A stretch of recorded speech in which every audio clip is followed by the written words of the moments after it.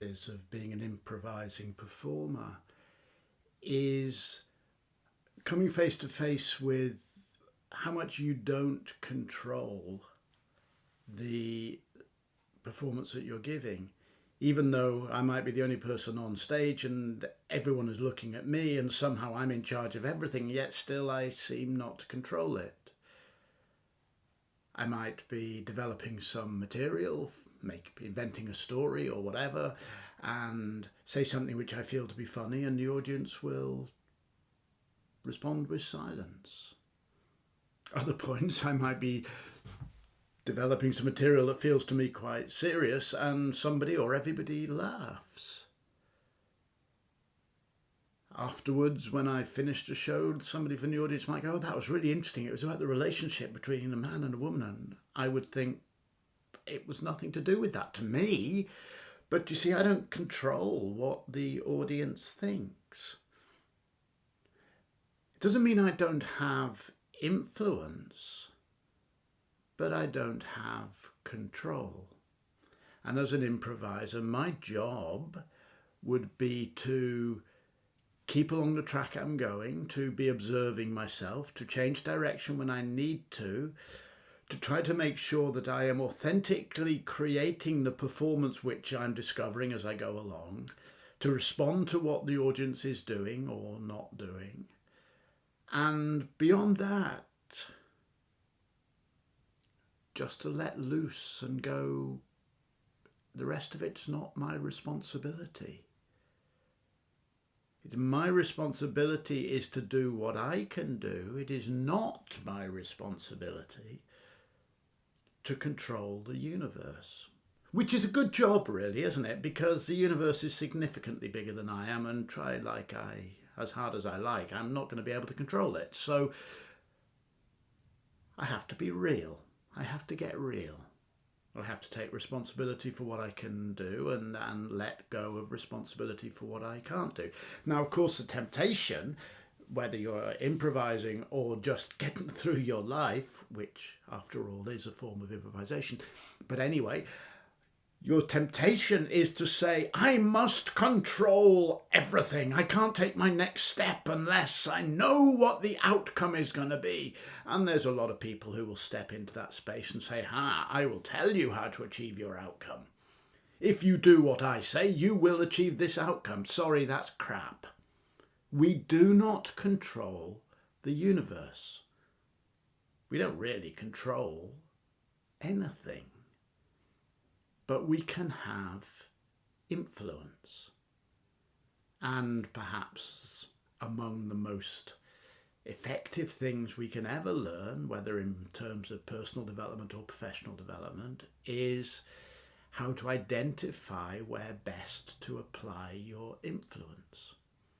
You see, self with others, which is the approach, the framework to living from which all of my coaching and mentoring grows, and which developed from my experience as a performer and my experience of teaching other performers. Self with others understands that everything we do in relationship to something else. Self with others. Now, that something else might be outside of us, someone we're talking to. It might be a work situation. It might be a family member. But that relationship might also be something inside of us. My relationship with my body, my relationship with my emotions, my relationship with my memories. Everything we do is relational. And if things are relational, you don't get to control them. Here's one I prepared earlier. You see, look, a rather nice ruler. Imagine this is me. And this is something that I'm connecting with. It might be me and my emotions. It might be me and a work colleague. It might be me and the outside world, the universe. Now, I have some control over this side of the relationship. And as I move, I influence the other side of the relationship. But I don't get to say, well, if I move up there, that has to move up there. It doesn't work like that. Perhaps it will. Perhaps I'll move like that and that will come to there. Perhaps I'll move like that and that will go to there. Perhaps that will move to there, and then I decide, I feel an influence being exerted on me. Am I going to move to there? Am I going to move to there? You see, it's a negotiation between self, your own agency, and everything else, internal and external. My emotions go like that. Am I going to go like that? My emotions go like that. Am I going to go, no, I'm just going to gently exert an influence on my emotions to bring them back into balance. So I think of the self as relational.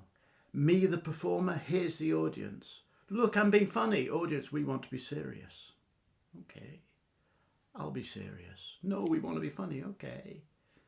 And the thing is, sometimes you have a lot of influence, sometimes you don't have very much influence. And the most useful thing to know is, what influence do I have and how do I best use it? Let's say you're going to have a garden party. You're going to invite your friends round for next Friday.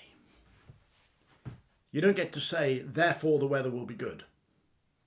I mean, maybe in some countries you can go, therefore it is highly likely the weather will be good. In Ireland you go, well, therefore it's likely that beginning of the party it'll be nice, 10 minutes in it'll be raining, after that there'll be a gale, possibly a hailstorm, and then it'll be sunny by the time we get the sausages off the barbecue. So I'm having a party next Friday, let's say. I know that I cannot actually influence the weather at all. What I can do then is exert my influence where it's useful. I can say to people, oh, look, we're going to have a garden party, but this is Ireland, it might well be wet. Bring a raincoat and a hat. Or bring your umbrella. Or if it starts to rain, we'll move inside. I have contingency plans. I can work out what areas I have influence over and what areas I don't. And this is one of the key things in Self with Others. Giving up control, but also giving up powerlessness.